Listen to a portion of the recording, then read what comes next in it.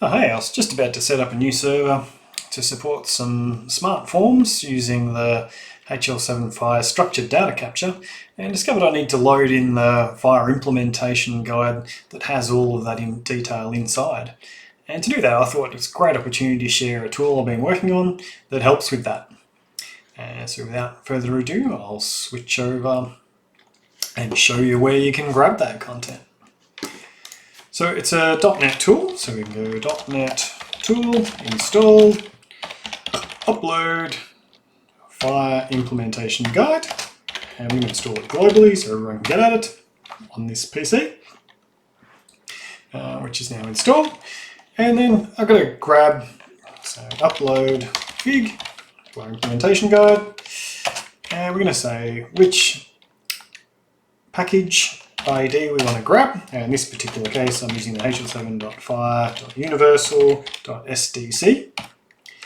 And before I go and actually upload it into my server, I want to run some tests on it, and I'm going to force a download on it. And so that'll reach out to the registry, and it's going to check and say, yep, we found it. Here's the package ID, so it's repeated that back to us so we know. It's detected that on the registry we've got this set of versions, and it's selected the latest version number. It's worked out this is version FHIR R4, which is good because it's the only version my tooling supports. You can see this canonical URL for the package. It's downloaded it directly. It's given us the MD5 checksum just in case, and then it's doing some tests against it. And I can see here we've got some potential issues that are with that published package. There's an issue with a search parameter where it's actually doesn't define what value to read. So this search parameter, so if I'm interested in that, I'd probably want to fix that before I publish into my server or update it once that's in there.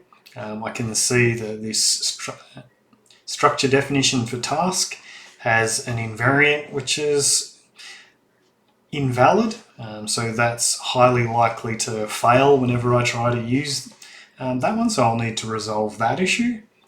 And we've got another search parameter with the similar issue to the other one where that's there. So I wonder, maybe the previous version didn't have this issue. So I'll have a look, so I can go and say I want to see the package version. So if I remember up the top, we've got 2.7.0 as the previous published version, 2.7.0, I can look at that, which will go grab that package, download it, and we can see that yes, it's downloading that. And we had one of those issues around the search parameter for definition, and it said that there was no expression in it. So that's cool. Well, how about I check the actual CI build for that particular one?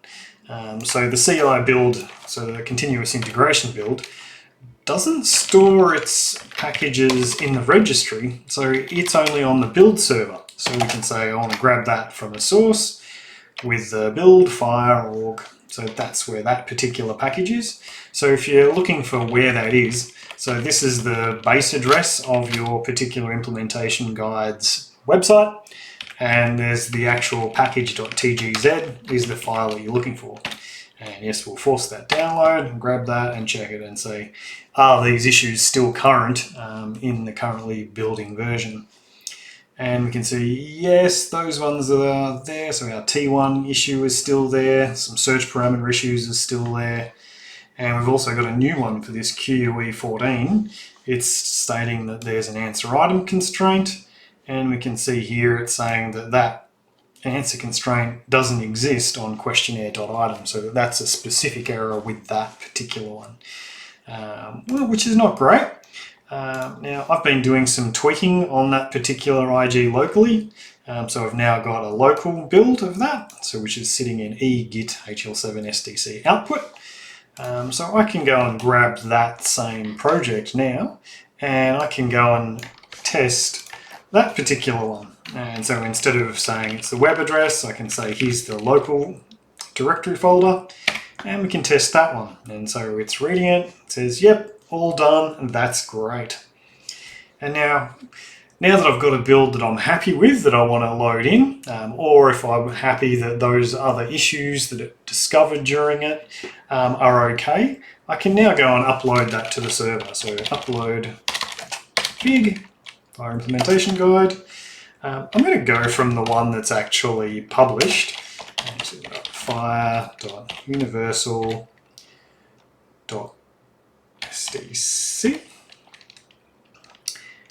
And I'm now going to load that into a destination server, /localhost 44391.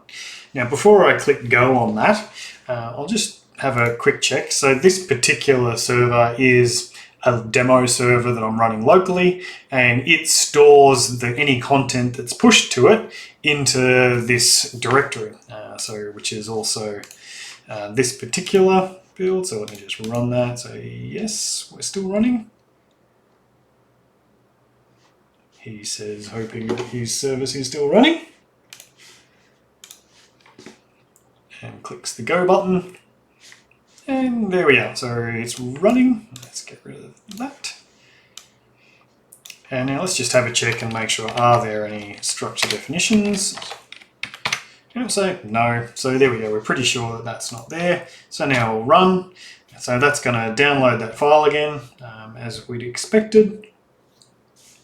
It's now uploading, and so we can see there in the background all of that content is now loading in. So you can see it's grabbed the structure definitions, there was some value sets going in and code systems. So all of that canonical content is getting loaded into that server.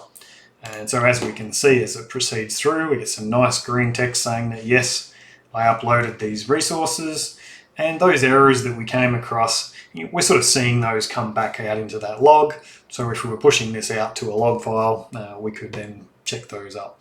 There are some particular issues with my server rejecting some content here, but I believe that's not an issue with the actual data. It's something to do with that specific server I'm dealing with. But we get a nice message to say what happened in the end. Now, if I wanted to do this again, just to check, is that actually all there? I can run it again straight away, and that will redo the same process. Grabbing it, and you'll notice that there's not green messages anymore, but I can see now that that particular resource is unchanged, and so you get this nice report that says that none of that content that we uploaded has been changed again. So it's the same as what was on the server. So before it does an upload, it grabs the existing content, checks it against what's on the server, and then if they are different, it will push them back in. It does remove the narrative and some parts of the metadata, such as the version number and the last modified date, because those parts are often regenerated as a part of that process. And there we go. So that's how we get that in.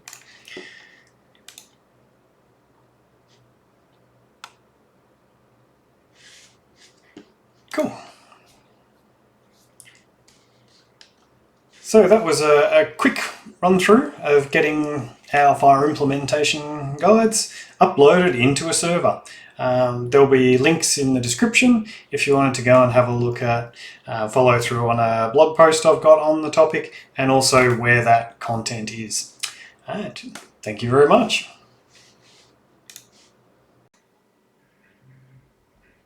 Oh, still here. Well, since we're still here, maybe we can have a quick look at where the code is. If you wanted to have a look at the code, it's all open source, and a little bit on the command line parameters.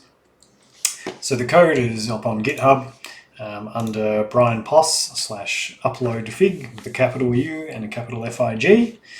And there's a README file, which is in the open. And that gives the details on what goes on during the upload and the validation. So it validates bypath invariants and search parameters. And then it's got the full list of command line parameters that you can pass through, being S we saw, which was the source package path, forcing downloads. You can also specify which resource types. If you don't specify which resource types, it'll by default grab structure definition, value set, code system, search parameter, concept map, and structure map. But you can put anything you like in there, and yeah, just put in all the stuff that you want to put in there. If you want to ignore a specific file, you can do that, or canonicals. And you also have control on adding extra headers. So you could add in an authentication bearer if you happen to have one of those. It won't do the smart negotiation, but it will just jam whatever header you put in that. If your server doesn't support XML and it has to have JSON, you can override the default and put JSON through. And there's another one, so this check and clean narratives is another great option. So if you're loading into the Microsoft FHIR server, it has some very strict rules on the narrative content, and this tool has the same checks in it. And if it comes across any that have that narrative issue, this will strip that narrative out and allow it to go straight through. So that's another really cool benefit of using the tool. But yeah, so good luck, go grab it, use it, try it out, check your own packages, and save yourself a whole lot of time to upload your content and enjoy deploying. Ciao.